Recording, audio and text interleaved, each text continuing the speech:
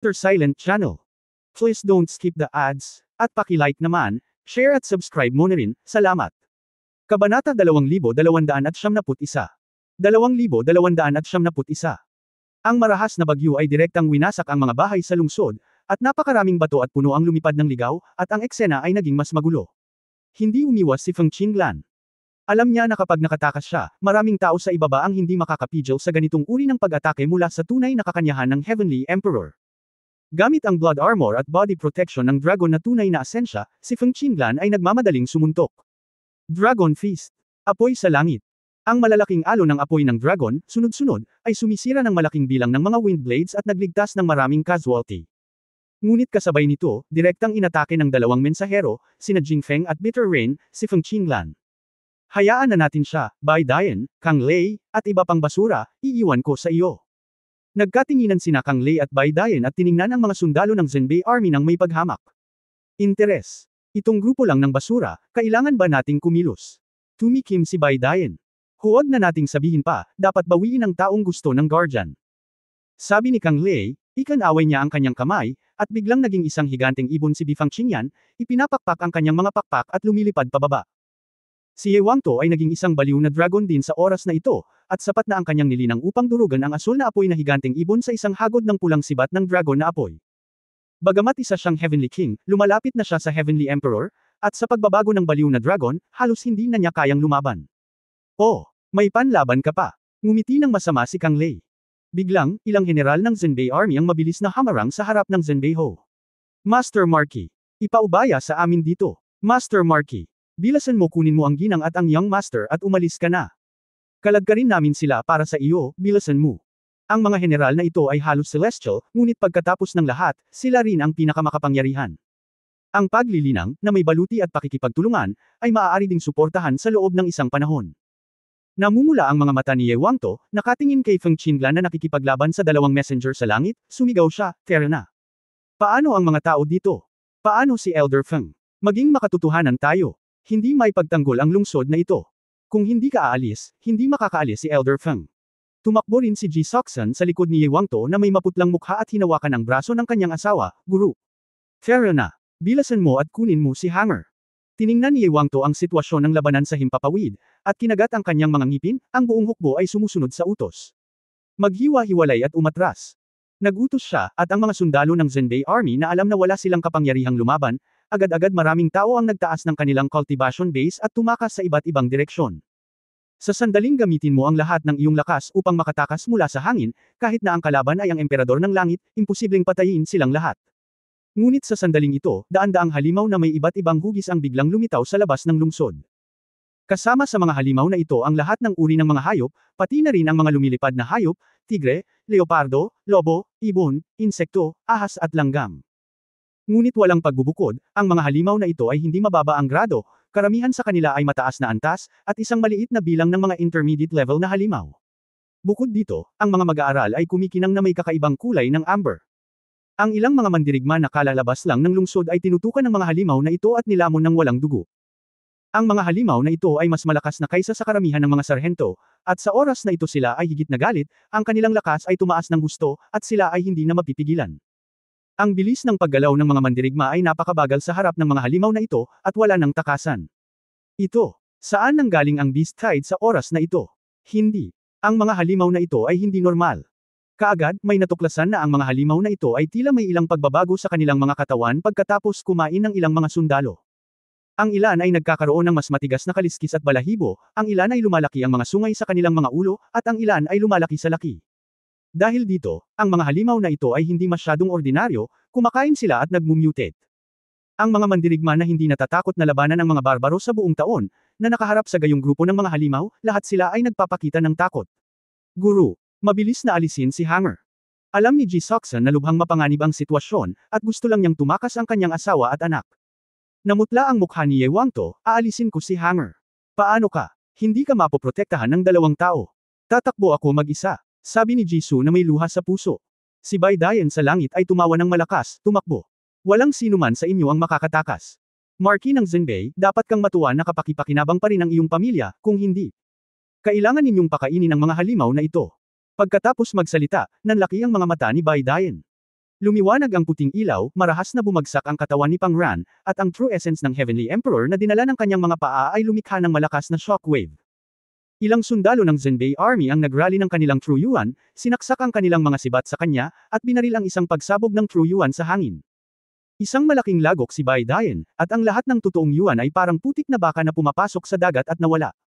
Kaagad na sumunod, anuman ang pag-atake ng mga sundalo, ang tila malaking katawan ni Bai Dayan ay matalinong umiwas sa lahat ng uri ng pag-atake.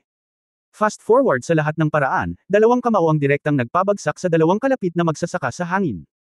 Ang dugo ng Bai Zi at Tengu clans. Sumimangot si Ye Wangto, pinuprotektahan ang kanyang asawa at mga anak, nagpaplanong magtaas ng baril para lumaban. Hehe. Ang marquee ng Zenbei, dahil alam mo na ang upuan na ito ay may mga puting mag-aaral, dapat mong malinaw na hindi ka makakatakas. Anumang galaw mo ay magiging malinaw sa upuan na ito. Itinuro ni Bai Dayan ang kanyang mga mata. Sinabi ni Ye Wangto sa mahinang boses, Su Jin. Kunin mo si Hanger at umalis ka, gusto nila tayong mahuli ng buhay, ito na ang pagkakataon, umalis ka. Ama. Nakagat ni Yehang ang kanyang labi. Hinawakan ni Ji Soksan ang kamay ng kanyang anak at sinabing may sakit sa kanyang mga mata, Hanger. Maging masunurin ka. Bilasan mo. Atras na sana ang magina nang biglang lumitaw ang figure ni Kang Lei na nakaharang sa daan. Ano ba ang pinapangarap mo? Tumawa si Kang Lei, biglang bamuka ang kanyang bibig, at isang sound wave ang marahas na sumabog. Umuungol. Gitling. Hindi man niya ginamit ang lahat ng kanyang lakas, sapat na ang lakas ng sound wave na ito para mabigla ang magina. Sa isang kritikal na sandali, isa pang sound wave ang biglang nagmula sa himpapawid. Om. Gatlang M. Isang tunog lang ng piano, isang sound wave ang nakansela sa sound wave ni Kang Lei, at ang mga alon ng pagsabog ay direktang nabasag ang ilang mga gusali sa magkabilang panig. Isang babaeng may hawak na gukon ang nahulog sa larangan ng digmaan. Hindi nagtagal, isang scholar na may hawak na dancing brush ay tumayo din sa harap ni Ye Wangto at ng iba pa. Sa himpapawid, isang matandang lalaki na may hawak na chessboard at isang scholar na may hawak na jade slip sa isa pang hamarang sa pag-atake ng hangin at mapait na ulan. Napabuntong hininga si Feng Qinglan, nakatatapos lang makipaglaban, habang nakatingin sa apat na cultivator na biglang pumatay sa kanya ng may pagtataka. Ang apat na taong ito ay talagang ang emperador ng langit. Shin Girl, veterano ng chess, scholar, pintor. Ano ang ibig mong sabihin? Tanong ni Jing Feng na may malungkot na ekspresyon. Noon lang nagising sina Ye Wangto at Feng Qinglan. Lumalabas na ang apat na ito ay ang iba pang apat na sugo ng piano, chess, calligraphy at pagpipinta kasama ng mga sugo ng Huaximon mula sa lahat ng direksyon. Ngunit bakit ang mga tao mula sa Washu sect ay dumating upang tulungan silang muli?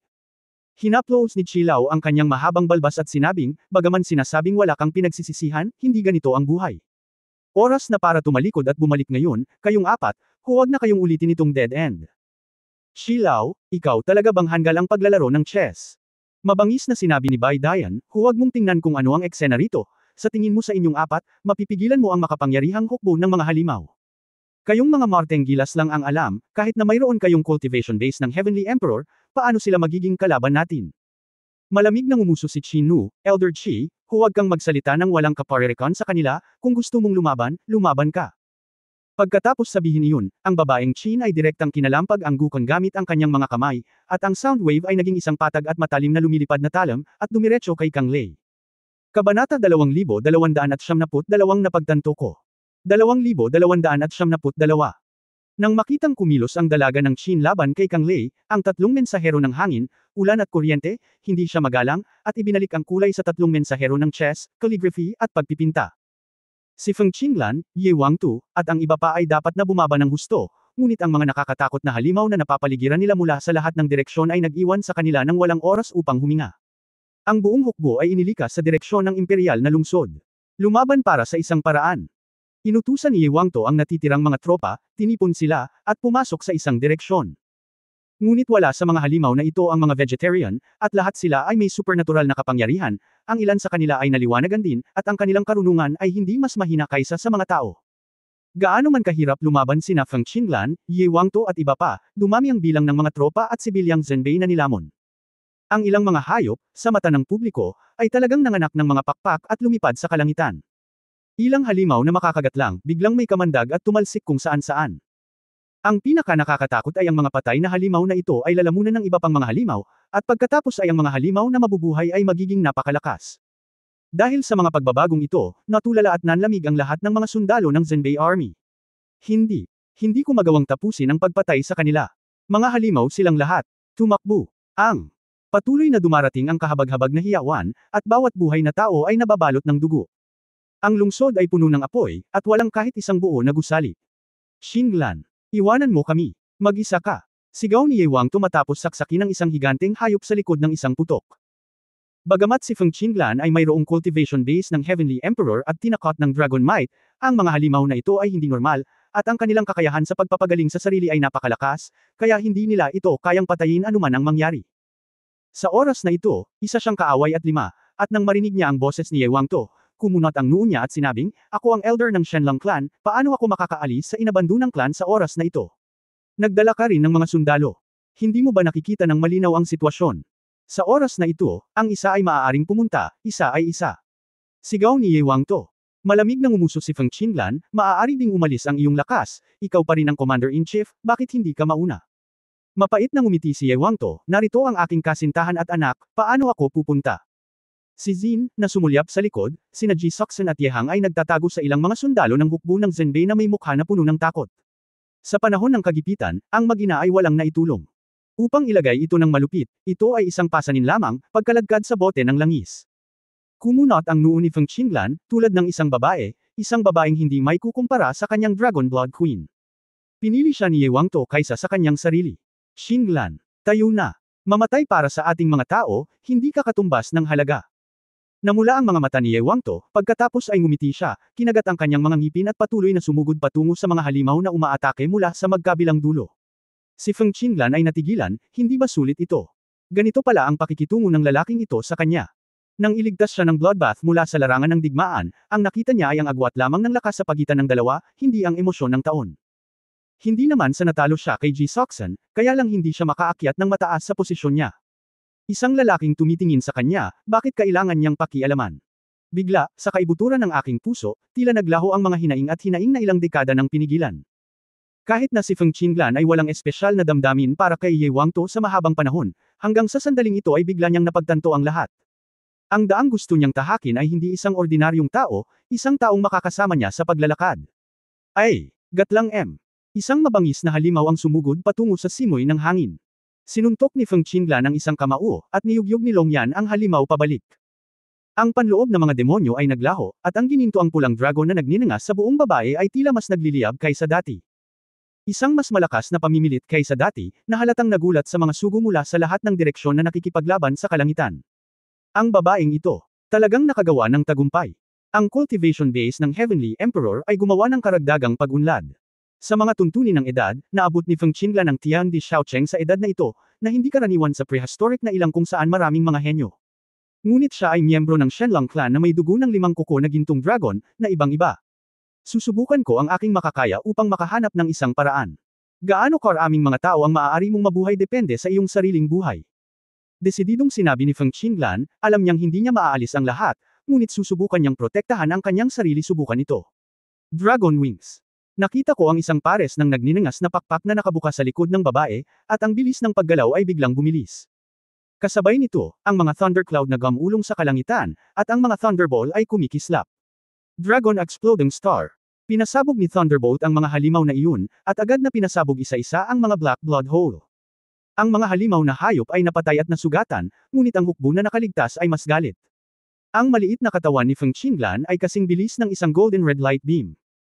Sa pagbilis ng mga pakpak ng dragon, ang kamao ng dragon at ang mga kuko ng dragon ay patuloy na umuusad palabas, na binubuksan ang sunod-sunod na halimaw. Sundan ang lahat. Patayin. Umungol si Ye Wangto, at sumunod na malapit sa likuran kasama ang natitirang mga tropa, nilabanan ang natitirang mga halimaw mula sa mga gilid at hangin. Ang sitwasyon ng labanan ay tumindi. Bagamat nangingibabaw ang hangin, ulan, kulog at kidlat sa kalangitan, halos hindi makalaban ng chess, calligraphy at painting. Sa lupa, si Feng Qinglan at isang batang babae ang namamahala, at gumawa sila ng madugong landas, ngunit napakaraming halimaw, at patuloy silang lumalakas, ngunit mahirap makapasok sa lungsod. Bagamat maraming halimaw ang napatay ni Feng Qinglan, mas maraming halimaw ang nakabawi pagkatapos masugatan, o kumain ng iba pang halimaw, mabilis na gumaling, at nag-evolve pa nga. Hindi ko sila matapos patayin. Anong nangyayari sa mga halimaw na ito? Ang takot sa hindi kilalang dahilan ay nawalan ng pag-asa ang lahat. Ang tibok ng puso, ang mabigat na paghinga, ang matinis na dagandong, ang malungkot na alulong, ang patuloy na pagsabog. Biglaan. Sa langit sa di kalayuan, may tumutusok na tunog ng pagsira ng hangin. Para bang pinasabog ang hangin, at ang mga alon ng hangin ay kasing talas ng kutsilyo. Ito. Sa langit, biglang tumigil ang labanan ng mga sugo ng befang. Ang piano, chess, calligraphy at painting ay nagpapakita ng pahiwatig ng pagtataka at takot, habang ang hangin, ulan at kulog at kidlat ay puno ng takot at kawalan ng paniniwala. Sa ibabaw ng lungsod na puno ng usok, isang nakatatakot na pamimilit na tila napakalaki, ay biglang bumaba. Sa isang kisap mata, isang figure ang tila direktang nag-teleport sa ibabaw ng lungsod mula sa abot tanaw. 12 malalaking pakpak ng espada, 10,000 lumilipad na mga espada na nagninangas na may nakapapasong gintong apoy, at ang maringal na pamimilit sa layunin ng espada ay bumalot sa buong lungsod. Ngunit kahit na may ganoong kapansin-pansing espada, ang lalaking kumokontrol sa mga pakpak ng espada ay nakakaakit pa rin ng atensyon ng lahat. Maging ang mga halimaw na iyon ay tila katutubo na bumagal, nakatingin sa langit. Ang iyong kamahalan na Diyos ng espada. Lahat sila ay natakot, pagkatapos ng lahat, sinimulan ni Yefan ang triple disintegration sa lahat ng paraan upang magmadali sa kalsada. Sa simula, ginamit ko lang ang double trick sa candlelight, ngunit hindi ako nagpakita ng gayong pamimilit. Ang apat ng Qin, Shi, calligraphy, at painting ay labis na pinalad na napili ng tagapagtanggol ng kandila ang tama. Oo, Diyos ng espada. Nailigtas. Nandito na ang iyong kamahalan na Sword God. Maraming tao sa Zenbei Army ang nakakilala kay Yefan. Ina, Sword God. Ito ang iyong kamahalan na Sword God. Nagulat din si Yehang. Sina Feng Qinglan at Ye Wangto ang unang huminahon matapos mabigla sa pressure na ito. Natuklasan nila sa unang pagkakataon na ang sword intent ng Sword God. Malinaw na may dragon flames. Mayroong 5 Cloud Golden Dragons at Dragons. 2,273. Sword God, miyembro ba ng aming Shenlong clan? Si Feng Qinglan ay nasa Xuanyuan City noong nakaraang pagkakataon, ngunit hindi niya ito nakita, at maging ang dalawang ninuno ay itinago ni Yefan. Ngayong natuklasan niya ito, mas naging malinaw ang hula sa puso ni Feng Qinglan. Ngunit, tinitingnan ng figure na ang lakas ay hindi maarok at nang-aapi sa puso ng mga tao sa pamamagitan lamang ng pagtayo doon, hindi makapaniwala si Feng Qinglan. Komplikado ang mukha ni Ye Wangto, may bahid ng saya sa kanyang mga mata, at medyo naguguluhan din siya. Makahulugan. Ang hangin, habang tinitingnan ang tanawin sa lungsod, nakahinga ng maluwag si Yefan, at sa wakas ay nakahabol. Para mapabilis, wala siyang pakialam sa paglabas ng dugo niya. Hindi mahalaga kung ano ang nalaman nila ngayon. Ang hindi lang inaasahan ni Yefan ay ang mga mutated monster na ito ay malinaw na naglalabas ng matako na aura. Ang Wuhui na ito ay sapat na matalino. Sa halip na linangin ang mga monghe ng tao, ang mga halimaw ay talagang mas angkop para sa linya ng dugo ng matako. Kung ang mga halimaw na ito ay patuloy na lalamunin ng walang ingat, natatakot ako na ang mundo ay talagang mahuhulog sa kaguluhan. Ang mga oras ng kaguluhan ay eksaktong inaasahan ni Huaximen na makita. Magulo ang sitwasyon sa lungsod, at marami pa ring sibilyan. Kung direktang umatake sila gamit ang sibat ng Burning Heaven Dragon King sa isang malaking lugar, hindi may iwasang masugatan ang mga inosenteng tao. Sa pag-iisip nito, agad na gumawa ng desisyon si Yefan. Magic Heart, 8 Desolate Demon Dragons. 10. Libong lumilipad na espada sa likod ni Yefan ay naging 8 Stegosaurus. Ang kahangahangang layunin ng espada ay kaakibat ng kapangyarihan ng kaluluwa ng dragon, at ang 8 demonyong dragon ay umungal sa matinding espiritu, lumusab patungo sa mga halimaw na hayop sa lungsod. Ngunit ang lahat ng halimaw na tinamaan ng Magic Dragon ay agad na nadurog, at ang nagninangas na apoy ng dragon ay direktang sinusunog ang mga halimaw na ito, at ang kanilang mga kaluluwa ay nakakalat. Ang 8 umaatungal na mga dragon ay ginawa ang buong lungsod na tila napuputok ng mga kahangahangang sinag ng liwanag. Ang mapanirang layunin ng espada at ang espiritual na kapangyarihang pumupukaw ng kaluluwa ay nagpasindak sa lahat ng nasa eksena. Daan-daang halimaw ang napapawi sa bilis na nakikita ng mata.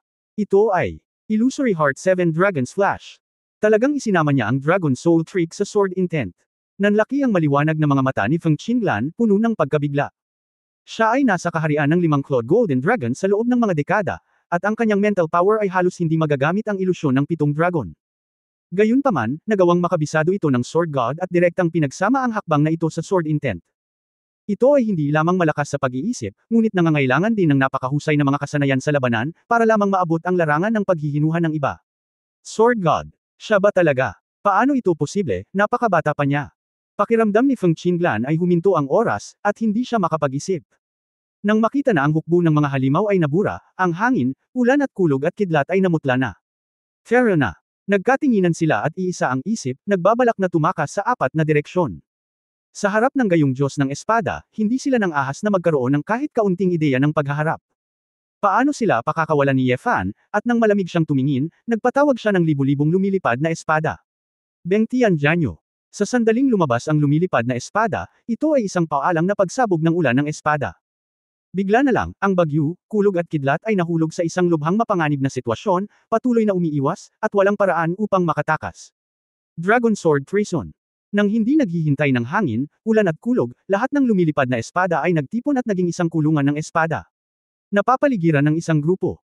Nalaman nilang apat sa kawalan ng pag-asa na sa lahat ng direksyon, pataas at pababa, lahat ng lumilipad na espada ay patuloy na umaagos. Patuloy na ginamit ni Jing Feng at ng iba pa ang lahat ng kanilang cultivation base, sinusubukang bombahin sila ng walang pinipili at magbukas ng paraan upang mabuhay. Ngunit ang kanilang cultivation base, paano nila mayayanig ang Emperor Dragon Sword Treason matapos ang pagkakawatak-watik ng triple disintegration at ang pagkakawatak-watik ng Sword Intent? Hinawakan ito ni Ye Fan gamit ang isang kamay, at ang lahat ng lumilipad na espada ay tila naiintindihan ito, at nagtipon patungo sa core area. Biglang nagpumiglas ang apat na Heavenly Emperor sa Dailong Sword Treason, ngunit nag-iwan lamang ng ilang matinis na hiyawan. Bagyo, kulog at kidlat, sa isang kisap mata, naging hindi mabilang na piraso. Nawasak ang mga kaluluwa. Sa halos parehong oras, wala nang mga nabubuhay na halimaw sa lungsod. Matapos magwalas ng ilang beses ang 8 Wilderness Demon Dragon, dinurog nito ang lahat ng halimaw. Si Feng Qinglan, Ye Wangto at iba pang mga tao mula sa Zhenbei Army, at ang apat na messenger ng piano, chess, calligraphy at painting, ay natulala at hindi makapagsalita. Ang matinding labanan na napatay ngayon ay dahil lamang sa Sword God ang pagdating ni, kahit sa ilang paghinga, ay ganap na naayos. Sinubukan nila ang kanilang makakaya, ngunit ang hukbo ng mga halimaw na hindi nila kayang labanan, ang apat na Heavenly Emperors, sa ilalim ng mga kamay ng swordsman. Ngunit para silang mga manok at aso, madaling maapektuhan ng isang suntok. Ang higit na nakakaramdam sa kanila na walang magawa ay hindi sila nakadarama ng pagkawala, ni nakakaramdam ng kabalintunaan. Dahil ang disparity sa kapangyarihan ay masyadong malaki, kaya na hindi sila magkaroon ng ideya ng paghahambing. Ang paghahambing ng mga tao sa mga tao ay maaari ring magbigay ng inspirasyon sa pakikipaglaban, ngunit kapag ang mga tao ay nagkumpara sa mga Diyos, natural silang mawawalan ng isipan. Sanay na si Ye Fan sa ganitong uri ng pagkamangha sa kanyang mga mata, at walang pakialam na tinanong si Chinu at ang iba pa, nasaan ang liwanag ng kandila. Ang tagapag-alaga ay malapit sa Changhe Mountain, hinaharangan ang Wu Huwei. Saglit na nag-isip si Ye Fan, ang Changhe Mountain ay malayo pa rito, tila nakaharang ang liwanag ng kandila sa Wu Huwei sa malayo. Ngunit ito ay dapat na mangyari, kung hindi, kung ang larangan ng digmaan ay ililipat dito, ang mga casualty ay hindi masusukat, at natatakot ako na hindi nito mapipigilan si Wu Huwei sa pag-aresto ng mga tao.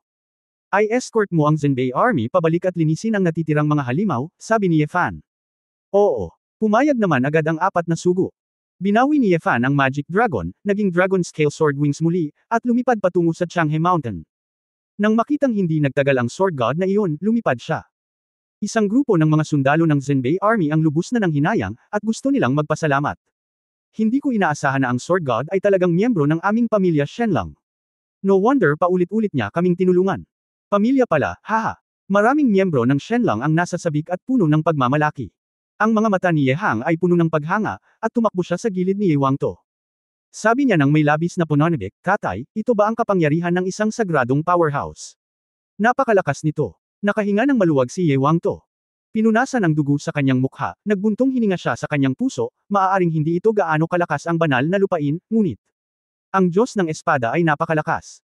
Tumingin si Feng Qinglan sa direksyon kung saan lumilipad si Ye Fan, nakasimangot, nagpa siya, diretsyong tumalon, at sumunod.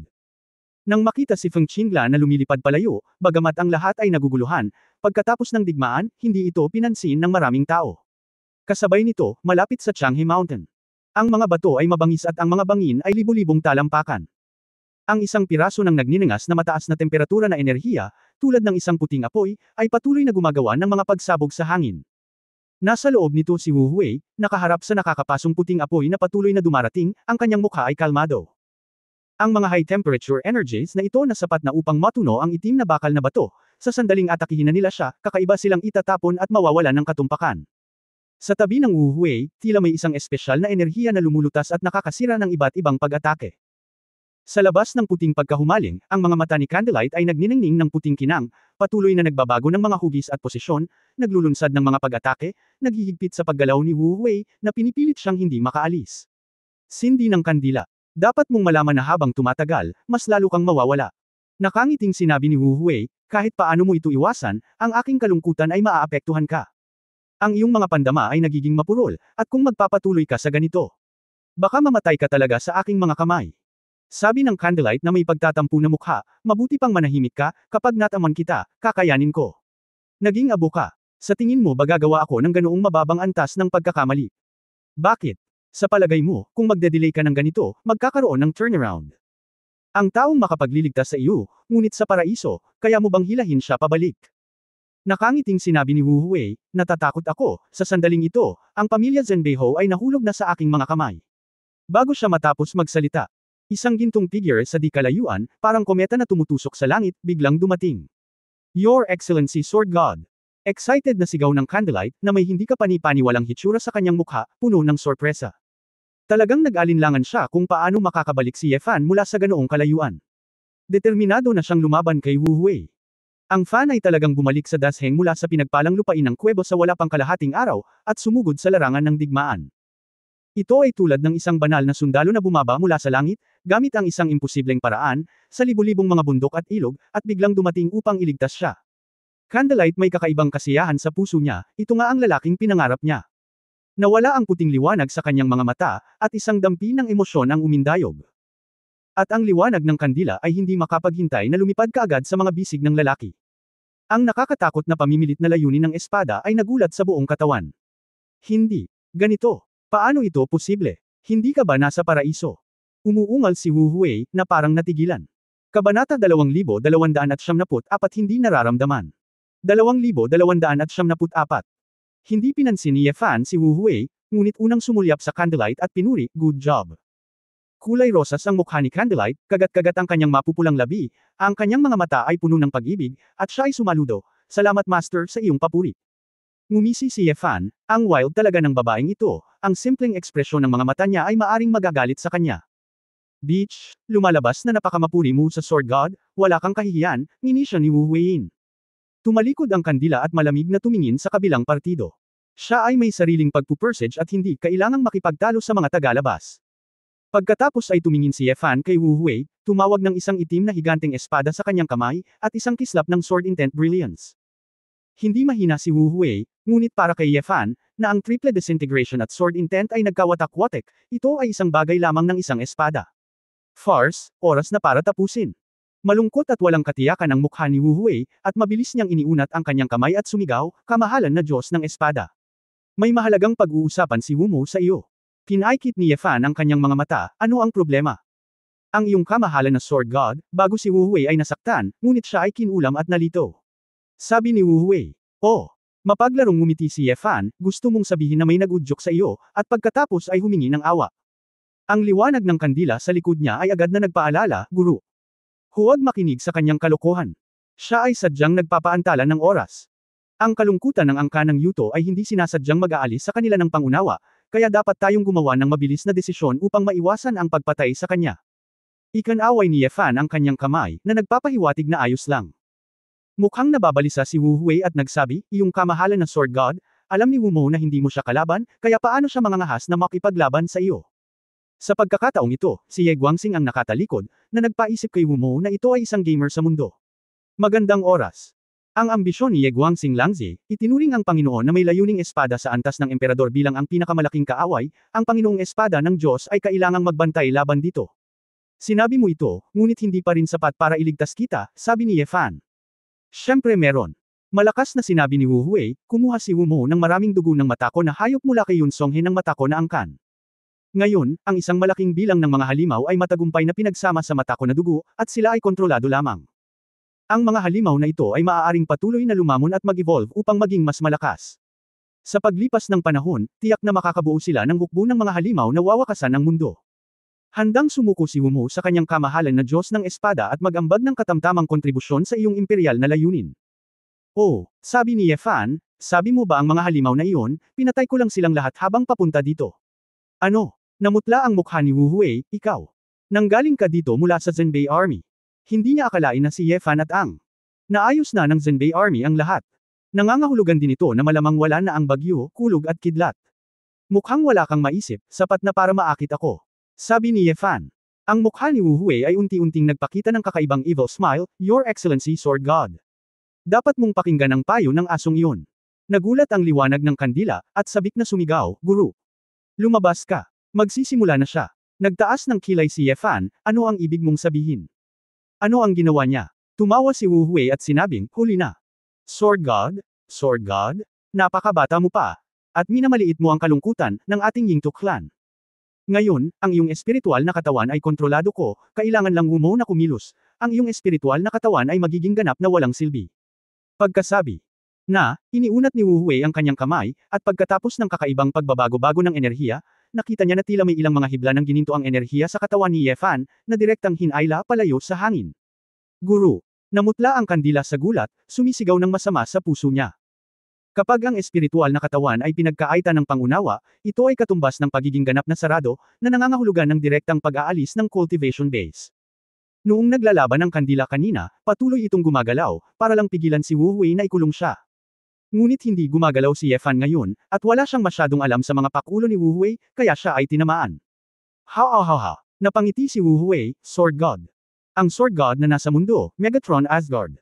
Ngayon ay mamamatay sa kamay ng aking Wu Hui. Ang pagpatay sa isang Emperor level na sword intent, ako, si Wu Hui, ay sikat din para maging sikat at ipinamana sa mga panahon. Master. Namumula ang mga mata ng Candlelight habang nakatingin kay Yefan. Hindi alam ni Yefan kung tatawa ba siya o iiyak, hoy. Wu, anong ginagawa mo? Natigilan si Wu Hui at tumingin kay Yefan ng kakaiba, na pagtanto lamang na may mali.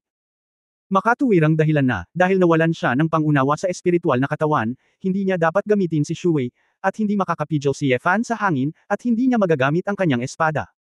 Ngunit ang 12 mga pakpak ng espada sa likod ni Yefan ay buo pa rin, at ang presyon sa kanyang katawan ay hindi hamina. Biglaan. Napagtanto ni Wu Hui na tila masaya siya para sa wala. Ngayon lang bumalik ang kandila, ano na ang nangyayari, bakit hindi apektado ang lalaki? Hindi, imposible, ako, malinaw kung pinagkaaitan ka ng kontrol ng iyong espiritual na katawan. Tiningnan ni Wu Hui ang bola ng gintong liwanag sa kanyang kamay, at pagkatapos ay tumingin kay Yefan, medyo nalilito. Ngumiti si Yefan ng mapang-asar. Nagkataon lang. Nagkamali siya at lumikha ng hindi mabilang na mga espiritual na katawan at mga espiritu ng espada sa pamamagitan ng sarili niyang pamamaraan ng paglilinang. Para naman kay Wu Hui, nakahuli lang siya ng isang espiritong katawan. Para kay Yefan, kahit na pinagkaaitan siya ng persepsyon ng daan-daang espiritual na katawan, hindi mawawala sa kanya ang lahat ng kanyang cultivation. Kung walang espiritong katawan, hindi mo ito mararamdaman. Ang hakbang ni Wu Hui, laban sa iba pang mga master, ay maaaring talagang magpabagal. Nakakalungkot na kaharap siya ni Yefan. Ang pamamaraan ng cultivation ni Yefan ay nakatadhana na maging isang bangungot para sa pamilya Yingto. Dahil lang sa alam niyang walang silbi ang panlilinlang ni Wu Hui sa kanyang sarili, hindi naman nagmamadali si Yefan. Gusto lang niyang marinig kung mayroon talagang kapaki-pakinabang na impormasyon. Sa kabutihang palad, naririnig ko na ang Wu Hui na ito ay hindi nagsanay ng iba pang mga halimaw, ngunit hindi niya kailangang mag-alala ng labis, mayroong mga halimaw sa buong lugar. Sa pag-iisip tungkol dito, si Yun Songhe ay naaresto ng napakaikling panahon, at hindi siya nakakakuha ng masyadong maraming dugo. Si Yefan ay natatakpan ng gintong apoy, at ang itim na higanteng espada sa kanyang kamay ay sumambulat sa nakasisilaw na gintong liwanag. Wala kang alam tungkol sa totoong powerhouse. Mahinang sabi ni Yefan. Sword. Your Excellency Sword God. Makinig sa aking paliwanag. Ang mukha ni Wu Hui ay nabaluktot sa takot, ang kanyang mga mata ay nahati, at ang kanyang boses ay nanginginig at matalas. Ngunit walang pakialam si Yefan, ang 12 pakpak ay nanginginig ng marahas, at ang bilis ay parang isang kumikislap na bulalakaw. Tatakas na sana si Wu Hui, ngunit nalaman niyang nilalamig siya. Pagkakita ko pa lang ng 2 pa ako, humiwalay na ako sa katawan ko at natamba. Si Yefan ay nagpakita sa harap ni Wu Hui, at may 2 espada, na pagtanto ni Wu Hui na wala na ang kanyang 2 braso. Sigaw ni Wu Hui sa takot. Originally, baka may lakas pa siyang lumaban, pero dahil sa kabiguan ng despairing heart, nagpanik siya. Hindi nag-atubili si Yefan na saksakin ng espada ang ulo ni Wu Hui. Isang nakakapaso na apoy ng dragon ang direktang nagpaso sa kalangitan, sinisira ang kaluluwa. Pinagmamasdan ng liwanag ng kandila ang lalaki na mahimalang binabaliwala ang kalungkutan, at kahit na minaliit ang pagpapahirap at pagpatay kay Wu Hui, ang kanyang mga mata ay nabighani na. Tuwang-tuwa siyang lumipad, yamakap sa lalaki, at mahinang sinabi, Guro. Salamat sa iyong napapanahong pagliligtas, paano dapat iganti ng pamilya ng alipin ang Panginoon? Itinaas ng kandila ang kanyang ulo, bumukas ang mapupulang labi, at ang isang pares ng mga almond na mata ay puno ng pananibik. Kabanata 2295 Hindi pagkakaunawaan. 2295 Nawala si Yefan at bumalik sa normal, inabot at kinurot ang Maislan at matulis na baba ng ilaw ng kandila. I asked you to drag it for me, bakit ako pumunta para iligtas ka? Parang ayaw mo akong gantihan, pero makati ka naman at kailangan mong linisin di ba? Si Zhuguang ay nagpout ng maganda, ang kanyang boses ay sobrang malambot at mamantika. Guro, nakita ng pamilya ng alipin na may isang kuweba sa talampas sa tabi nito. Napabuntong hininga si Yefan, ang diwata. Walang sabi-sabi, inakbayan ni Yefan ang babae at lumipad papunta sa kuweba sa bangin. Gitna. Isa itong karst cave na nabuo sa epekto ng daloy ng tubig. May mga baging na nakakapit sa batong pader, at maliit na batis na lang ang natitira sa agos ng tubig. Pagdating sa loob ng kuweba, naglabas si Candlelight ng isang porselana na bote mula sa storage ring, binuksan ito, at inilagay sa harap ng kanyang ilong para mason goat. Ano ito? Napakabango nito. Nakaamoy si Yefan ng pabango na katulad ng orchid at vanilla. Huminga ng malalim ang liwanag ng kandila, at ang liwanag sa kanyang mga mata ay naging mas kaakit-akit at emosyonal. Ito ang fantasy pollen, na nakolekta ng pamilya ng alipin, isang kayamanan na makapagpapasaya sa mga magsasaka. Biglang naisip ni Yefan, lihim na ang babaeng ito ay talagang energetic, ito ay nakakaakit na, at kailangan kong uminom ng 2 subo nito. Gusto mo bang magkaroon, Master? Umaasang tanong ng Candlelight. Ngumisi si Yefan, sa aking katawan, kung gusto kong magkaroon ng epekto, maaaring walang silbi na kumuha ng 1 o 2 puff. Ang liwanag ng kandila ay direktang nabasag ang bote ng porselana sa dingding na bato, at ang buong bote ng pollen ay kumalat sa kuweba. Hindi nagtagal, ang buong kuweba ay napuno ng halimuyak ng mga bulaklak. Huminga ng malalim si Yefan, at medyo nakaramdam siya ng matinding halimuyak. At muling tumingin sa liwanag ng kandila, uminit na ang buong katawan niya, parang water snake, na nakabalot sa kanya. Guro. Beach, sumisipsip ka, kaya mo ba? Niyakap siya ni Yefan at tumakbo ng mas malalim sa kuweba para hindi masyadong makalanghap. Ang susunod na eksena, hindi na kailangang sabihin. Tungkol sa isang stick ng insenso, lumitaw ang isang gintong pulang anino malapit sa lambak. Ang mahabang buhok ni Feng Qinglan ay lumipad, at pagkatapos na maramdaman ang nakapalibot na lupain, agad niyang nalaman na may sagradong presyon sa kuweba. Dapat dito mismo, ito ba ang tamang guardian Candlelight? Narinig ni Feng Qinglan ang pag-uusap ni na Yefan at Chino, at alam niyang nandito na ang kandila. Bagamat may ilang mga panganib, upang malaman ang katotohanan, hindi gaanong pakialam ni Feng Qinglan. Paglapit pa lang niya sa kuweba ay narinig niya agad ang nakaharang na boses ng lalaki mula sa loob. Huwag kang pumasok. Sa kuweba, nakikipaglaban si Yefan sa Candlelight, ngunit bigla niyang naramdaman ang paglapit ni Feng Qinglan, na talagang ikinagulat ni Yefan. Anong ginagawa ng babaeng to dito? Baka naman sinundan niya lahat. Hindi niya sinabing okay lang, pagkatapos sumigaw ng ganito, agad na nakumpirma ni Feng Qinglan na narito ang Sword God. Malamig na sumangot si Feng Qinglan sa kanyang puso, bakit hindi niya pinapasok ang sarili? May problema talaga itong lalaking ito. Guilty. Kuya Feng. Huwag kang pumasok. Huwag kang papasok. Gustong lumabas ni Yefan para pigilan siya, ngunit ngayon ay nakakapit na sa kanya ang Candlelight, hindi siya basta-basta magmadaling lumabas ng hubot-hubad. Your Excellency Sword God, mayroon akong ilang katanungan na matagal nang bumabagabag sa akin. Gusto kong magtanong ng malinaw ngayon. Nagpa siya si Feng Qinglan at nahulog sa kuweba. Sa pagitan ng ilong at bibig, naamoy ko ang malakas na halimuyak ng mga bulaklak, at medyo natarante si Feng Qinglan. Hindi ito mukhang may lason. Hindi kaya may mga kakaibang bulaklak at halaman sa kuweba, kaya nandito si Sword God at Candlelight, kaya bawal siyang pumasok at makita. Ang kanyang 5-clawed Golden Dragon bloodline ay talagang hindi natatakot sa anumang lason. Sa oras na ito, mabango ito, at humigop pa siya ng ilang higop, sinusubukang kilalanin kung ano yun. Elder Feng, lumabas ka at may sasabihin. Huwag kang pumasok. Ang mga mata ni Yefan ay naging pula sa oras na ito. Napag-alaman niya na ang pollen na ito ay may maraming tibay, at maging ang kanyang pangangatawan ay umaagos sa dugo sa sandaling ito. Ang iyong kamahalan na Sword God, nakapasok na ako. Kumunot ang noo ni Feng Qinglan, dahil narinig niya ang kakaibang boses ng ilong ng isang babae. Nang makita niya ng eksakto kung ano ang nasa loob, agad na lumingon si Feng Qinglan sa takot. Walang hiya. Marumi. Hindi niya akalain na ang mag-asawang ito ay gagawa ng ganoong bagay sa kuweba sa sikat ng araw. Ang liwanag ng kandila ay ganap na walang malay sa oras na ito, at hindi mahalaga na may isang babae sa eksena. Nanlumo si Yefan, at habang kinakaharap ang liwanag ng kandila, sinabi niya, sinabi ko sa iyo na huwag kang pumasok. Kailangan mong pumasok. Kung gayon bakit hindi ka nagpaliwanag ng malinaw? Inis si Feng Qinglan. May oras ba ako para sabihin ito? Tsaka ano ang gusto mong sabihin ko?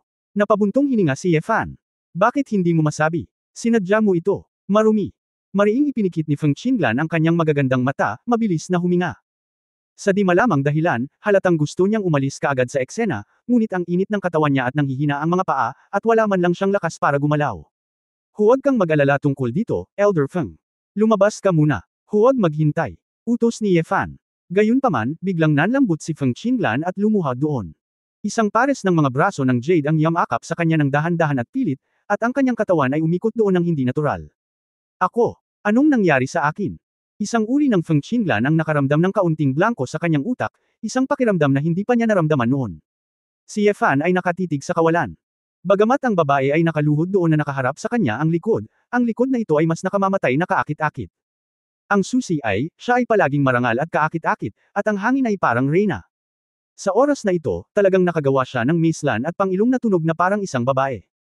Malakas na umiling si Ye Fan, pakiramdam na may mangyayaring mali, hindi na siya nang ahas na mag-alinlangan pa, sa pilitang iniwan ng kandila, at nagplanong tumakbo at mawala ng malay si Feng Qinglan. Matapos mawala ng malay ang babae, ilabas ito sa butas at gisingin at dapat ay maayos na. Ngunit dumating lang si Ye Fan sa likod ni Feng Qinglan, ngunit lumingon lang si Feng Qinglan sa likod. Nagkatinginan ang dalawa, nakita ni Ye Fan ang isang pares ng pilik mata na nanginginig, kumikislap na tubig na mga mata, at ang panandaliang pagnanais na magsalita ay higit pa sa pagmamahala ng libu-libong pinong bulaklak. Mabilis na ipinikit ni Ye Fan ang kanyang mga mata, kinagat ang kanyang dila, sinaksak ang sarili, at mas pinagising ang kanyang sarili. Ngunit nagpipigil siya, ngunit ang liwanag ng kandila ay biglang gumapang, niyakap si Feng Qinglan, at hinalikan ang mapupulang labi ng babae. Naramdaman ni Ye Fan na ang kanyang isip ay sumabog sa isang buzz. Nagsimula muli ang labanan sa kuweba. Ito ay gabi at malamig ang hangin sa bundok. Ang ilog ay parang jade belt, na paikot-ikot dito. Si Ye Fan ay nakaupo sa bakanan ng kuwebang bato, humihit-hit ng sigarilyo, at nakatingin sa napakagandang tanawin sa kanyang harapan, medyo nag-aalala siya. Normal lang ang hangin sa kuweba pero nangyari na. Nagbihis ng maayos ang kandila, naglakad ng mahiyain sa likod ng lalaki, at lumuhad sa lupa. Guro, kasalanan ng pamilya ng alipin ang lahat. Ito ang unang pagkakataon na ginamit ng pamilya ng alipin ang fantasy pollen na iyon. Hindi ko alam kung gaano ito kalakas. Umiling si Ye Fan. Sa oras na ito, dahan-dahan ding lumabas ang figure ni Feng Qinglan mula sa loob. Maayos na sinukli ang mahabang buhok ng babae, at bumalik na ito sa dating kaakit-akit at marangal. Ngunit mula sa kanyang maningning na mga mata, makikita mo pa rin ang isang dampi ng kahihiyan, ayaw at kalungkutan. Elder Feng. Ako. Gustong magpaliwanag ni Ye Fan. Hindi na kailangang sabihin, alam kong hindi mo yun intensyon, pinutol ni Feng Qinglan na may malamig na ekspresyon, lahat ngayon ay hindi pagkakaunawaan. Si Ye Fan ay hindi nakaimik, bagamat na-control niya ito sa tamang oras at hindi nalampasan ang huling sagabal, ngunit ang natitira. Sa pangkalahatan ay nagawa na ito. Upang sabihin na si Feng Qinglan ay isang casual na babae, wala siyang pakialam, ngunit ang pangunahing tao ay isang dilaw na babaeng bulaklak. Ang bagay na ito ay talagang maituturing na hindi pagkakaunawaan, kaya hayaan mo na. Kabanata 2276 na marami pa rin akong pakialam. Sinulyapan ng kandila si Feng Qinglan na may paghamak, halatang hindi sinasang-ayunan ang sinabi ng babae, na may lasa na, kunwari kung ano ang magpapanggap. Mabilis na damaloy ang mga iniisip sa isip ni Ye Fan, at naalala niya ang bawat araw ng araw-araw na pagkikita nila ni Feng Qinglan sa silid-aklatan pagkatapos niyang dumating sa mundong ito. Hindi gaanong nag-usap ang dalawa, casual lang silang nag-uusap, at paminsan-minsan ay may intriga, na medyo interesante rin. Tinulungan siya ni Feng Qinglan na harapin ang ilang problema, at iningatan din niya ito sa kanyang puso. Isang kasinungalingan ang sabihing ayoko sa babaeng ito na malamig at maganda, may magiliw na puso, ngunit madalas ay matigas at walang pakialam. Ngunit dati ay pinahahalagahan lamang ito ni Ye Fan at wala siyang ibang ideya. Marami na siyang mga pinagkakatiwalaan, at wala siyang masyadong paghangad sa kagandahan. Ang isang tao sa kanyang kaharian ay may pangitain na maihahambing sa pangkaraniwang tao. Ang layunin ng espada, paglilinang, isang mas malawak na mundo, isang mas mahiwagang itaas na eroplano. Ang pakiramdam ng tagumpay na natamo mula sa paghahangad ng mga bagay na ito ay tiyak na hindi mas mahina kaysa sa pagtugis ng kagandahan. Sa makatuwid, hindi talaga inisip ni Ye Fan ang tungkol sa relasyon kay Feng Qinglan. Ngunit ang nangyari ngayon, naramdaman ni Ye Fan na bilang isang lalaki, dapat siyang magkusa na managot. Pinutol ni Ye Fan ang tabako at seryosong sinabi, Elder Feng, ayaw kong itanggi ang anuman. Kung payag ka, taos puso akong mananagot para sa iyo sa hinaharap. Nanginginig si Feng Qinglan, at may bakas ng hiya at galit sa kanyang magagandang mata, Sword God Your Excellency, anong ibig mong sabihin? Ang ibig kong sabihin, hindi mo kailangang pahirapan ang iyong sarili, ako ang bumasag sa iyong kainosentehan, bagaman tayong tatlo lang ang nandito, ako rin ang mananagot, sabi ni Ye Fan. Hey! Ngumisi si Feng Qinglan, salamat sa iyong kabaitan, ngunit hindi ko ito kailangan. Si Ye Fan ay talagang handa ng tanggihan. Kung ayaw ng isang babae, hindi niya mapipilit ang sarili, kung hindi, ito ay masyadong walang respeto sa iba. Kaya tumango siya, well, kung ayaw mo, then I also respect your choice. Tinapik ni Ye Fan ang kanyang puwitan, tumayo, at sinabi sa Candlelight, Tara, Elder Feng, Palm. Narinig ng Candlelight ang pagtanggi ni Feng Qinglan, at medyo masaya, tumingin pabalik sa babae ng may sarkastikong sagot, at mahinang sumagot, oo, Master. Mabilis na huminto si Feng Qinglan, tumigil ka. Gusto mo lang umalis ng ganito. Kung hindi, nagtataka si Ye Fan, Elder Feng, ano pa ang kailangan mong gawin? Huminga ng malalim si Feng Qinglan, sa wakas ay nagsalita siya, ikaw. Si Ye Fan ba iyon? Kalmado siyang tiningnan ni Ye Fan. Sa totoo lang, matagal na niyang inakala na darating ang ganoong araw. Kung tutusin, medyo marami na siyang bakas na naibunyag.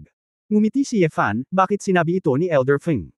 Nang makitang hindi agad ito itinanggi ng lalaki, agad na sinabi ni Feng Qinglan, ang nakakagulat na nakaraan ng Xuanyuan Academy, ang pagpatay kay Dong Shu, ang pagpatay kay Ye Shu ng Xuanyuan City, ang pagpatay kay Huotsaman ay nabigo. Ang usapin ng Heavenly Paradise at ang Immortal Palace, ang pagkubkob ng mga ahas sa Beiming City, at ang mga pagbabago sa kagubatan. Ang lahat ng kinaroroonan, si Ye Fan at ang iyong Sword God, ay kakaibang magkakaugnay. Kakaiba talaga ako kanina. Isang playboy, paano ba naman siya biglang naging tao? Ngunit kung si Ye Fan ang Diyos ng Espada, kung gayon ang lahat ng ito ay halos walang saysay. Ngayon, ipinakita mo muli ang dugo ng 5 kuko na gininto ang dragon, at nagkataon na si Ye Fan ay ganoon din, hindi ba ito sapat na nagkataon? Tumango si Ye Fan, nagkataon lang.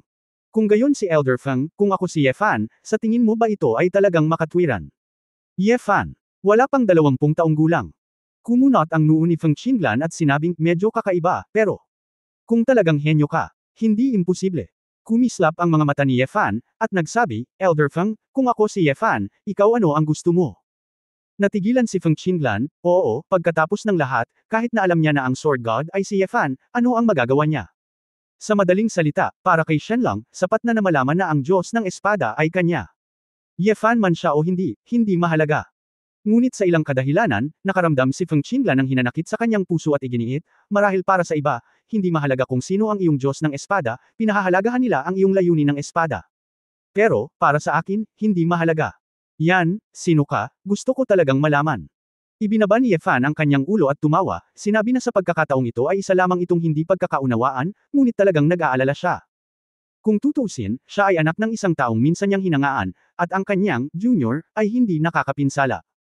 Ang ganitong pakiramdam ay malamang na hindi maipaliwanag. Nag-isip sandali si Ye Fan, naglabas ng ilang libro mula sa singsing na hindi pa niya naibalik sa library, at ibinigay kay Feng Qinglan. Kinuha ni Feng Qinglan ang libro, at pagkatapos lamang ng isang sulyap, agad siyang natigilan. Ilang dekada na siya sa library, paanong hindi niya makikilala kung saan nanggaling ang mga librong ito? Hindi na nagsalita pa si Ye Fan, tumayo siya at lumipad palayo. Nang makita ito, mapaglarong sulyap ang Candlelight kay Feng Qinglan at sumunod na mabuti. Tanging si Feng Qinglan lamang ang natitira na nakatayo sa pasukan ng kuweba, na may komplikadong mukha, na parang naging isang iskultura. Imperial City, National Teacher's Office. Matapos humiwalay si Ye Fan sa Candlelight, bumalik siya sa mansyon, kung saan naghihintay na sa kanya ang mga babae. Kuya. Isang pamilyar na boses ang tumunog, si Ye Wanqing ay mabilis na lumapit at niyakap si Ye Fan. Nagulat si Ye Fan, hari ng Dharma. Anong ginagawa mo? Anong Dharma King? Ako si Qinger. Galit na sinabi ni Ye Wanqing, kuya, hindi mo na ako kilala. Ha? Ye Fan pagkatapos tingnang mabuti, ang cute na maliit na ekspresyon ni Ye Wanqing ay tila. Hindi talaga ito katulad ng kay Dharma King Doom. Sa sandaling ito, si Chu Yunyao, na nakasuot ng puting Amerikana, ay humakbang pasulong at nagsabi, huwag kang mag-alala, ito ang iyong kapatid na babae, ang Dharma King of Doom ay wala na sa katawan na ito. Anong nangyayari? Nagtataka si Ye Fan. Nahati nito ang kaluluwa nito at pinaghiwalay ito sa katawan at kaluluwang ito. Sa mga tuntunin ng paggamit ng enerhiya, ang Ether ay talagang napakatalino. Sinabi nito na dapat itong magsimula sa eroplanong ito at maghanap muli ng sarili nitong mga tao. Inilagay ko ang teknolohiya ng Spark Gene, ibinahagi ko ito, at binago nito ang isang katawan ng mag-isa. Mula ngayon, hindi ko na alam kung magkikita pa ba ako, sabi ni Chu Yunyao. Natigilan si Ye Fan, hinanap pala ng Dharma King si Chu Yunyao para sa ganitong bagay. Hindi tama iyon, tumingin si Ye Fan kay Ye Wanqing, ang lakas ng pag-iisip ng Qinger na iyon, bakit? Sabi ng hari, I don't want to favor you, hindi mo ito pinatay ng diretso, dala nito ang espiritu nito. Li, ipaubaya mo sa kapatid mo. Nagkibit balikat si Chu Yunyao, para dito, hindi mahirap ang muling paglilinang. Humanity. Hindi napigilan ni Ye Fan na matawa, ibabalik ko pa rin ang pabor. Hindi ba't tao na ito?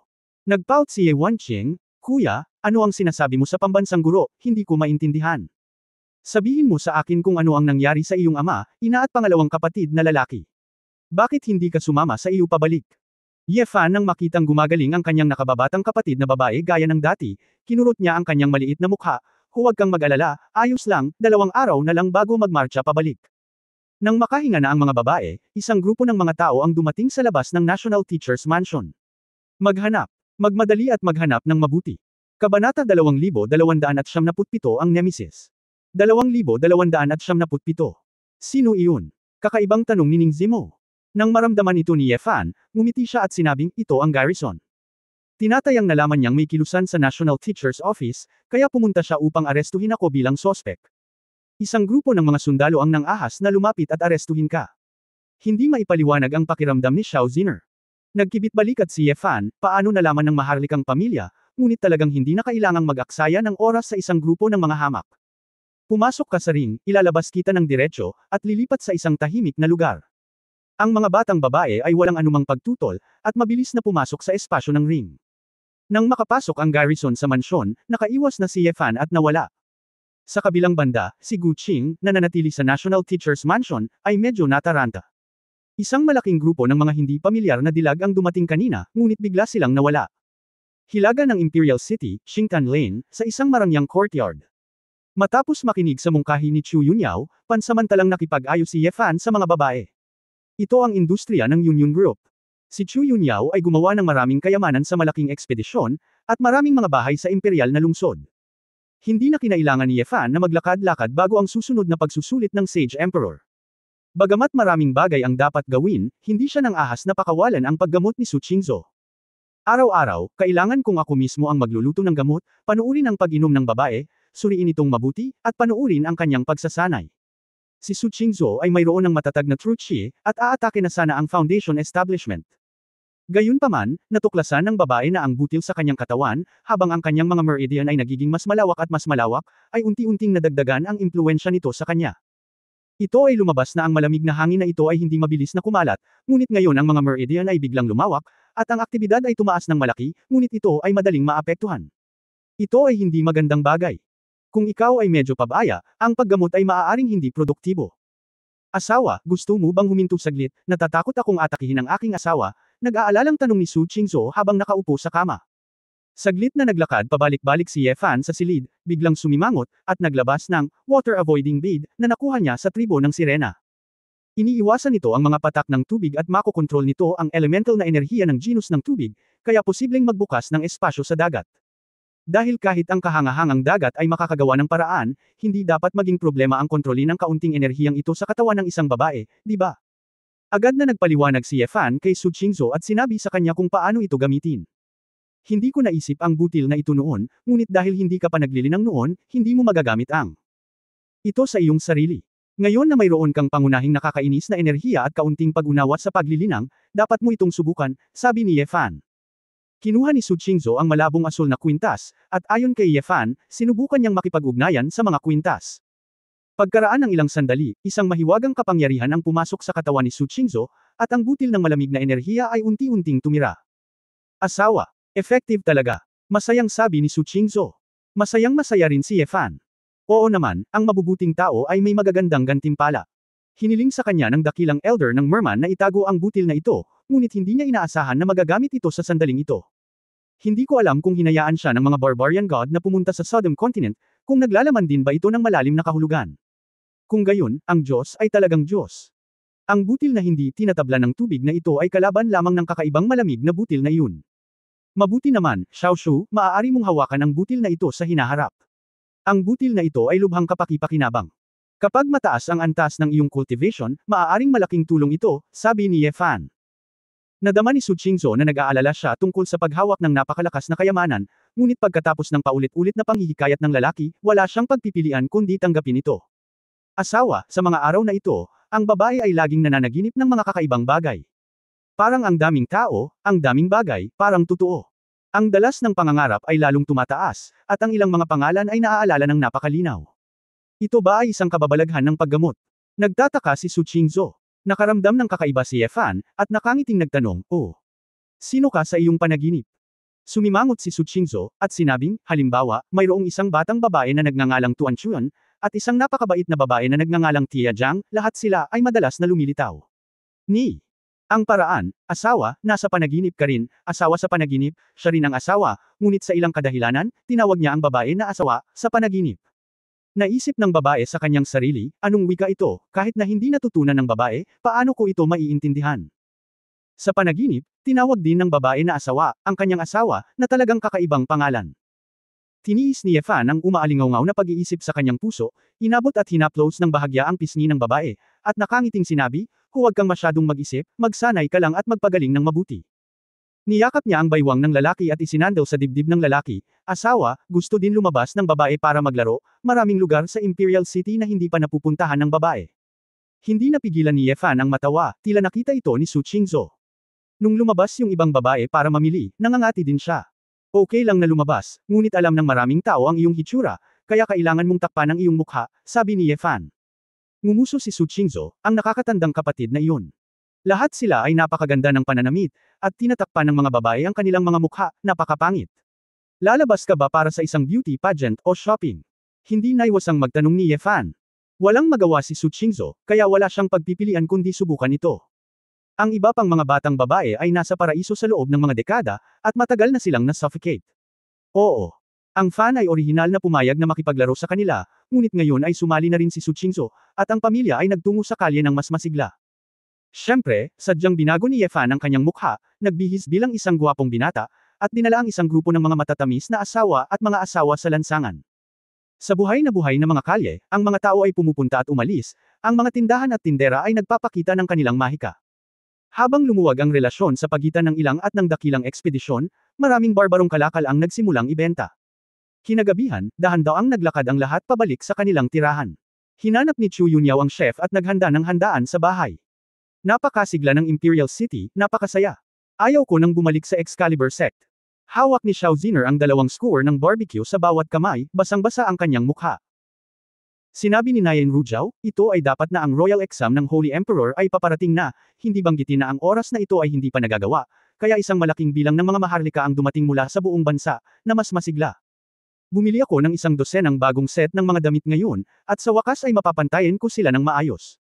Ang mga damit sa paraiso ay talagang pangit.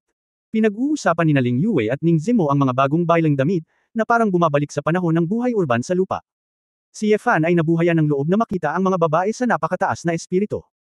Magtatanong pa lang sana ako sa mga babae kung saan sila maglalaro bukas, biglang may nakita akong pamilyar na figure na papalapit. Iyon ay isang maliit na batang babae na may magandang mukha, at siya ang Oshuang na nakita niya noon. Si Oshuang ay may dalang 2 bag ng pagkain sa kanyang kamay, at tila katatapos lang niyang mamili at gustong bumalik. Gayunpaman, halatang hindi makilala ni Oshuang ang Yefan ni Lirong. Sa kabaligtaran, napansin niya ang ilang magagandang babae na dumaan sa kanya. Tiningnan siya ni Oshuang na kinakabahan at naiinggit, at nagmamadaling naglakad. Asawa, kilala mo ba ang batang babae na iyon? Napansin ni Su Qingzhou ang ekspresyon ni Yefan at hindi niya maiwasang magtanong. Kabanata 2278 Hindi pa kasal. Kapag ang 2278, narinig ito ng mga babae, lahat sila ay tumingin sa ibabaw ng kakaiba. Hindi mo man lang pinapatawad ang isang batang babae na tulad nito. Hindi makapaniwalang sabi ni Ling Yue. Halata sa mga mata ng mga babae na hindi sila makapaniwala. Kung tutuusin, anuman ang mangyari, si Oshuang ay hindi makapagsalita tungkol sa kagandahan, at ito ay malayo sa kagandahan. Kailan naging gutom ang lalaking ito? Walang imak na sinabi ni Yefan, ano ang iniisip mo? Iyan ang maliit na batang lalaki na nakilala ko, ang kapatid ni Auhan. Naisip ko, hindi dapat sila nakatira dito, paano siya pumunta dito para bumili ng gulay? Ang Qingtan Lane ay kabilang sa lugar kung saan nakatira ang mga maharlika at mayayamang tao. Naglalakad si Oshuang dito, at medyo wala sa lugar ang kanyang ugali. Yung nakababatang kapatid ni Auhan. Iyan ba ang walang hiyang lalaki? Kumunat ang noo ni Xiao Ziner. Mukhang tapat ang kanyang kapatid, ano ang nangyari sa kanyang kapatid? Pagtataka ni Ling Yue. Tumingin si Yefan sa maliit na likod ni Oshuang at bahagyang bumantong hininga. Sa dulo ng kalsadang tinahak ni Oshuang, isang bahay na kakabago lang ng harapan ay ang Ao Mansion. Sa oras na ito, ang Ao Mansion ay medyo masigla. Sa sala, may isang malaking mesa ng mga masasarap na pagkain, at 7 o 8 katulong ang nagsilbi sa kanila sa loob at labas. Ngayon, lahat ng nakatatandang kapatid, lahat ng matatanda, ay handang pumunta sa aking mansion sa Auhan at magsaya para sa akin. Ako ay lubos na nagpapasalamat kay Auhan, halika. Toast ko kayong lahat ng 1 tasa. Hawak ni Auhan ang isang baso, nakaharap sa malakas na sabi ng isang malaking mesa ng mga opisyal. Lahat ng naroon ay mga alagad ni Kung Zuo, mga opisyal ng sibilyan sa korte, at mga kapatid ni Auhan. Haha! Ang galang ni Junior Brother Auhan. Ikaw ang anak ng langit. Pagkatapos ng imperial na pagsusuri ng Holy Emperor sa pagkakataong ito, tiyak na aakyat ka sa langit. Tama. Ang guro ay nasa espiritu ng langit, at tiyak na pagpapalain kita at ang iyong nakababatang kapatid. Bumangon din ang isang grupo ng mga opisyal at nakangiting nagsalita ng mga magagandang salita. Itinaas ni Auhan ang isang toast sa langit na may nasasabik na ekspresyon, hindi inaasahan ni Auhan na sisikat siya, ngunit umaasa lamang siya na makakapaghiganti siya sa din pagkatapos niyang magkaroon ng lakas. Isuko ang rebelde sa mansyon ng Beho. Junior Brother Jen ay isang mapagmahal at matuwid na tao, hindi katakatakang pinahahalagahan ka ng iyong guro. Oo, Junior Kuya, huwag kang mag-alala, lahat kaming sibilyan ay siguradong susuportahan ka.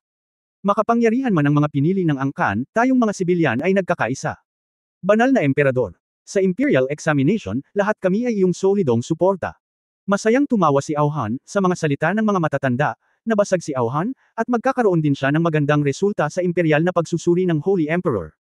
Huwag mo itong tawaging adulto, tawagin mo itong kuya.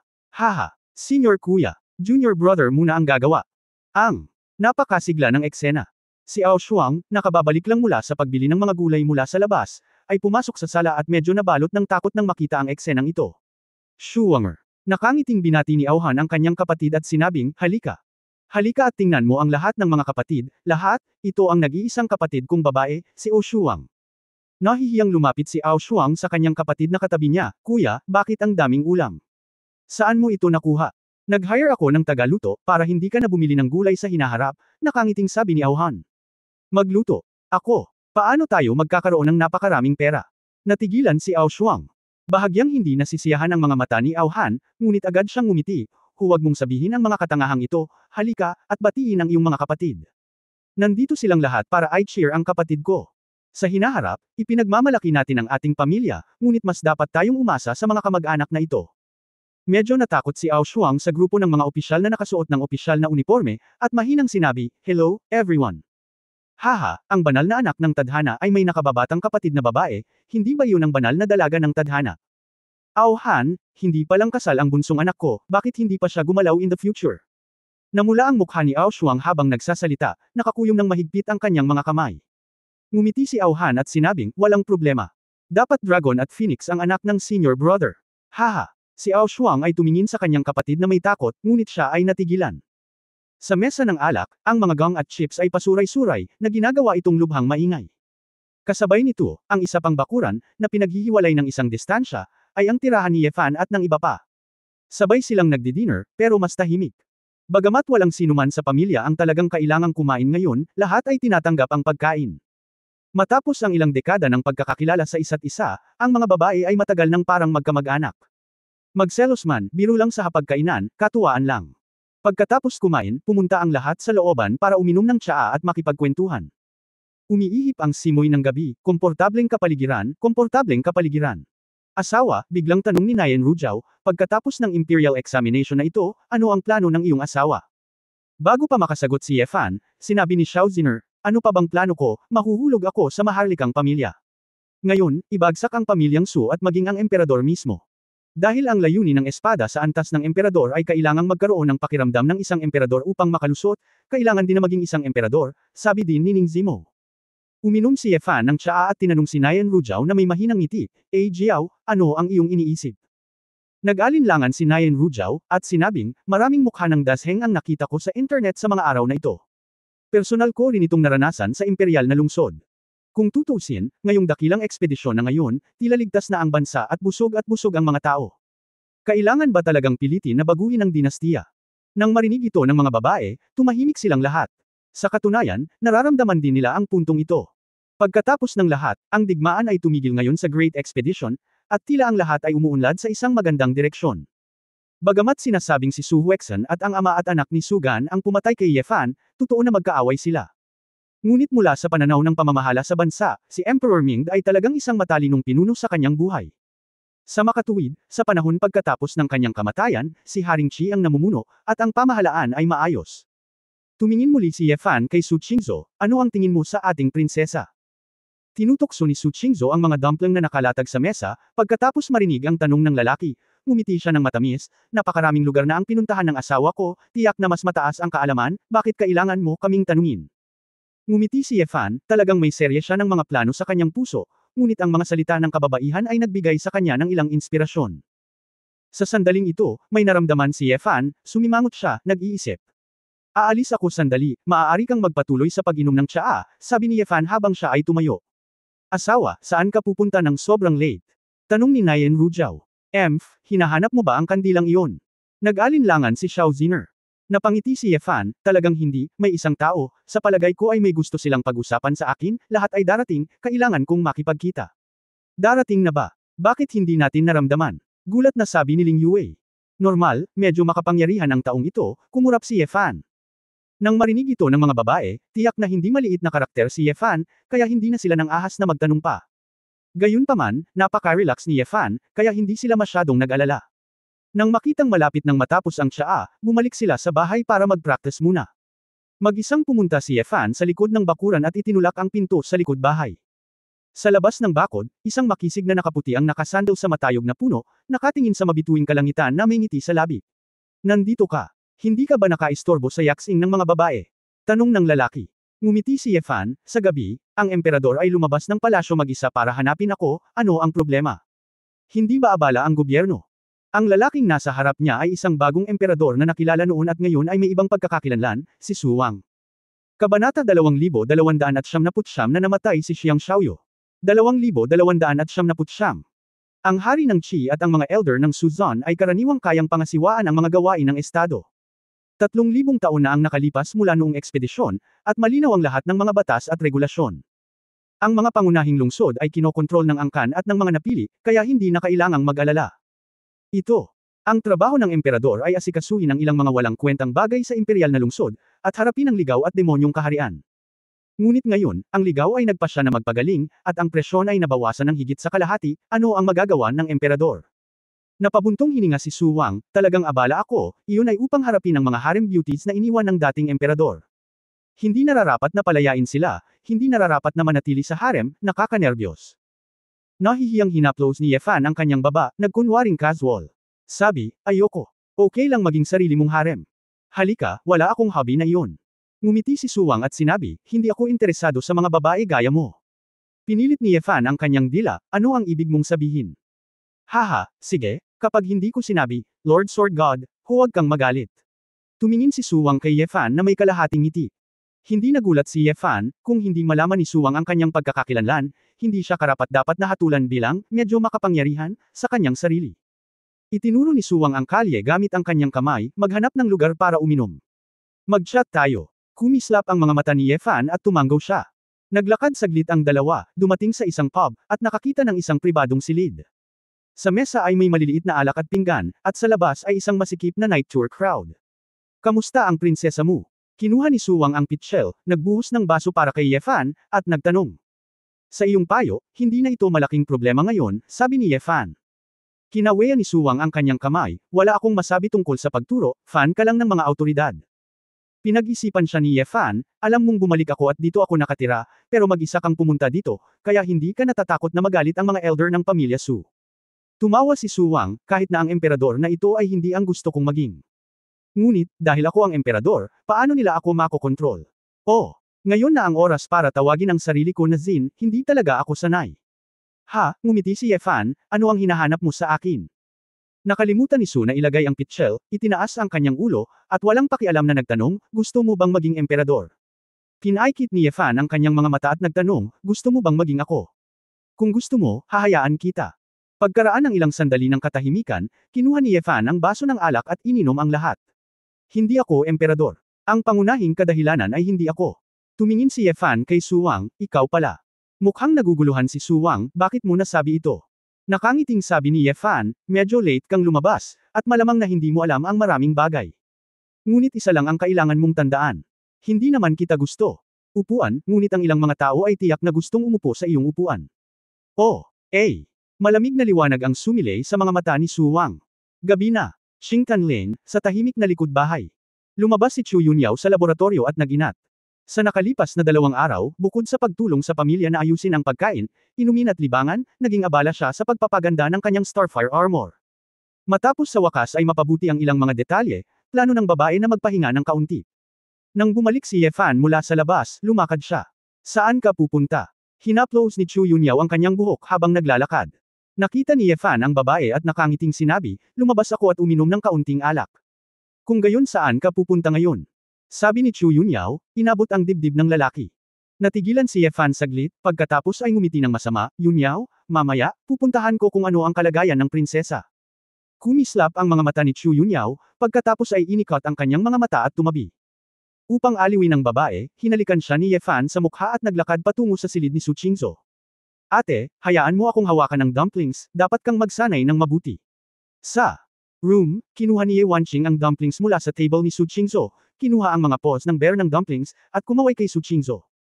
Si Su Qingzhou ay medyo nag-aatubili, ngunit pagkatapos ng lahat, bilang isang hipag, hindi madaling agawin ang mga alagang hayop mula sa aking hipag, kaya kumaway siya kay Tang Yuan ng nakangiti.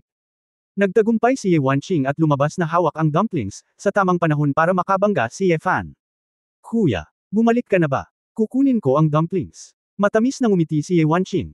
Sinulyapan ni Ye Fan ang dumplings at ngumiti, walang problema. Kumurap si Tang Yuan na may maliliit na mata, at tinawag si Ye Fan na, aw-aw. Tang Yuan, huwag kang sumigaw. Pupunta ako at bibigyan kita ng masarap. Sabi ni Ye Wanqing. Nang marinig ito, nag-alinlangan si Tang Yuan, tumingin kay Ye Fan, ngunit sa wakas ay tumigil sa pagtawag, at tumingin kay Ye Wanqing. Umiling si Ye Fan, pumasok sa bahay, at isinara ang pinto. Asawa, dito ka ba matutulog ngayong gabi? Tuwang-tuwang sabi ni Su Qingzhou nang makita niyang papalapit ang lalaki. Kahit na ang kanyang katawan ay hindi pa nakaka-recover at ang kanyang cultivation ay hindi pa umabot sa isang tiyak na antas, si Ye Fan ay hindi magkakaroon ng malaking relasyon sa kanya, ngunit gusto niyang matulog ng magkasama. Ngumiti si Ye Fan nang walang sabi-sabi, naglakad papunta sa babae at kumuha ng bote. Halika, prinsesa, amoy mo ito. Si Su Qingzhou ay medyo nalilito, at habang siya ay nag-aalangan, isang pabango ang pumasok sa kanyang hininga. Hindi nagtagal, nakaramdam ng pagkahilo si Su Qingzhou saglit, umiikot ang kanyang mga mata, at agad siyang nahulog sa kama. Ang mga mata ni Ye Fan ay naging sobrang lamig. Naglabas siya ng matalim na maikling kutsilyo at sinaksak ang babae gamit ang matalim na kutsilyo. Biglaan, isang bughaw puting high-temperature energy ray ang biglang tumagos sa kahoy na pinto. Para sa sarili niyang kaligtasan, napilitang umiwas si Ye Fan at umatras. Boom! Si Chu Yunyao, na natatakpan ng silver white armor, ay pumasok sa silid at hinaranggan ang kama ni Su Qingzhou. Hindi ka Ye Fan, sino ka? Tanong ni Chu Yunyao. Ye Fan, na may parehong boses at hitsura ay medyo naiinis, at malamig na sinabi, paano mo nalaman iyon? Ang hayop niya lang, paano niya tatanggihan ang inisyatiba ko? Hanggat gusto ko, naglakas loob siyang gawin ito sa kalye. At, paano niya ako kakausapin ng pribado, paano siya naging seryoso, walang magawang sabi ni Chu Yunyao.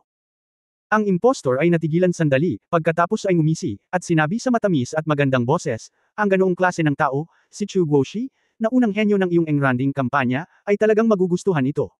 Nang marinig ang boses na ito, si Chu Yunyao ay natigilan saglit. Ang boses mo, Jenner, ang. Nagulat ang impostor, pinaikit ang kanyang mga mata, isang pagsabog ng enerhiya ang nag-iba-iba sa kanyang katawan, at agad na nanimbalik ang kanyang hitsura. Sa pamamagitan ng isang nakapusod, mahabang bangs, isang kaakit-akit na mukha, at pinong porselana na malamanika na tampok sa mukha, ito ay nagpapakita ng isang dampi ng mapang-akit na alindog. Ang kulay ube itim na masikip na damit sa gabi ay nagpakita ng kanyang Kat-Anji tanging figure. Isang babaeng nakadamit assassin ay isang mahamag na gabi. Kilala mo ako. Medyo natarante si Wu Yesho. Sa sandaling ito, ang tunog ng paggalaw ay umaakit sa ibang mga babae. Napasigaw lahat sina Ning Zimo, Xiao Ziner, Nayan Rujiao, at Ling Yuwei nang makita nila ang maulap na gabi sa silid, na may mga ekspresyon ng kagalakan sa kanilang mga mukha. Shuwanger, ikaw talaga. Masayang tumakbo si Nayan Rujiao, na nagbabalak na yakapin si Wu Yechuan. Jiao, ingat ka.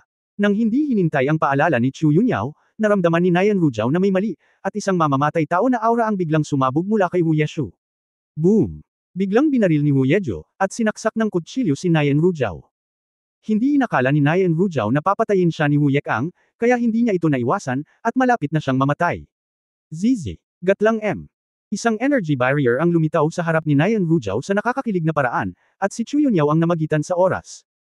Ngunit kahit na ganoon, ang lahat ay pinagpawisan ng malamig at nakatitig kay Wu Yeshu sa mga mata na natulala. Dingir, ang mukha ni Nayan Rujiao ay mapatla, hindi makapaniwala. Kabanata 2300 tandaan mo. 2300. Tiningnan ni Uesyo ang kumikinang nakalasag ng enerhiya, binawi ang maikling kutsilyo, at tumingin sa mga batang babae na may kaunting pagbabantay at pagdududa. Hindi ko alam kung bakit, pero medyo pamilyar ang mga babaeng ito, na dapat magkita sa unang pagkakataon. Ikaw, sino ka ba, at bakit mo ako kilala? Nang makita ang hitsura ni Uesyo, ang mga babae ay nagkatinginan sa isa't isa ng may pagkadismaya. Mukhang kontrolado niya. Kumunat ang noo ni Ning Zimo. Dahil bata sa amnesia. Hulaan ni Xiao Ziner. Malamig nang umuso si Wu Yechuan, bagaman hindi ko alam kung bakit mo ako kilala, ngunit dahil nadiskubre ako, maaari lang akong magpaalam. Pagkatapos ng lahat, ito ang imperial na lungsod, at hindi binalak ni Wu Yechuan na gawin ito ng direkta, na nagdulot ng malaking kaguluhan at kunin ang Diyos ng espada kung ibabalik mo ito ay magiging malaking bagay. Nakita ko ang kanyang figure na naging puting ilaw, napakabilis na hindi naabutan ng mga babae, at bigla siyang lumabas sa bintana. Ngunit nang akala niya ay tatakas na siya ng maayos, bumangga ang katawan niya sa isang lalaki. Bang! Nag-rebound ang katawan ni Wu Yeshu.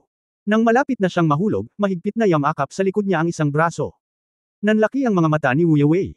Bagamat hindi niya kailangang mag-cultivate, ang bilis ng kanyang paggalaw ay nakakatakot na. Maaabutan ng lalaking ito ang kanyang bilis sa pamamagitan ng pag-asa sa kanyang katawang laman.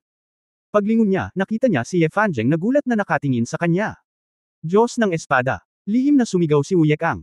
Nagulat at natuwa si Ye Fan, Kanger. Natigilan si Wu Ye, ano ang nangyayari? Asawa, hindi tayo naaalala ni Jenner. Mukhang kontrolado niya, at halos saktan niya si Qingzu ngayon lang. Nagmamadaling pinaalalahanan siya ni Nayen Rujiao. Si Ye Fan ay natural na nakakita ng isang espesyal na bagay. Narinig na lang niya ang galaw, at agad siyang nagkawatak-watek at lumipad pabalik ng gusali.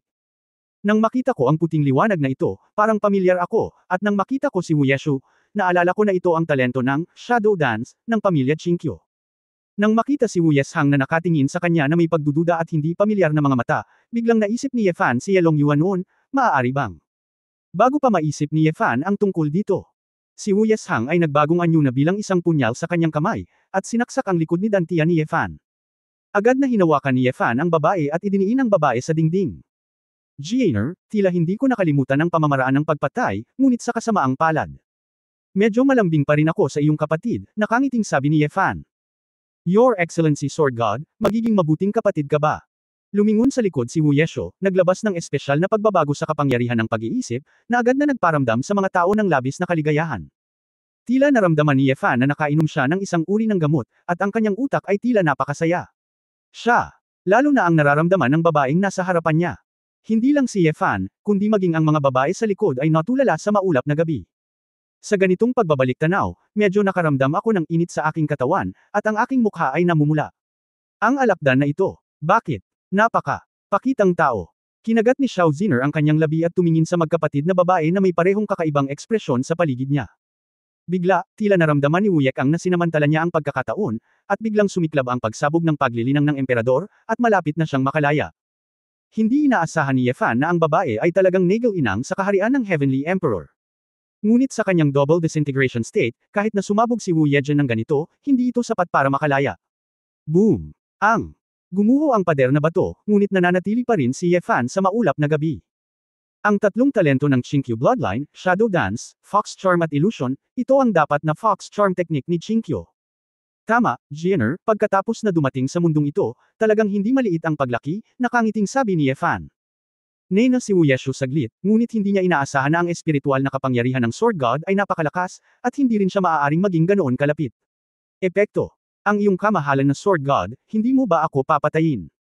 Ikaw ang babae ko, paano kita papatayin? Sabi ni Ye Fan. Nagulat si Wu Yeshu, pagkatapos ay ngumiti ng kaakit-akit, so. Nagustuhan mo ba ako?